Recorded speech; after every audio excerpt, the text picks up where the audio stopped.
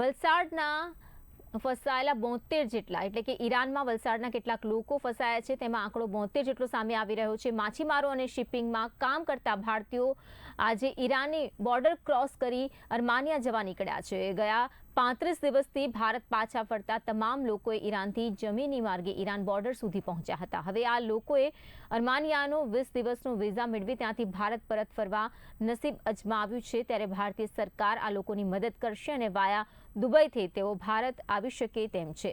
આજે ઈરાનથી બસમાં બેસ્યા બાદ તેમણે સરકાર પાસે ભારત પરત આવવા મદદની વિનંતી કરી છે।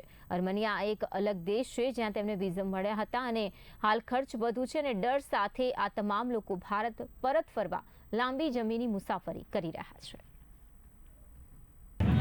ટોટલી આપણા ઇન્ડિયન લોકો, શિપિંગ લોકો, ફિશરમેન, આ કંપનીના લોકો ટોટલ મળીને 1000ની ઉપર સંખ્યા છે।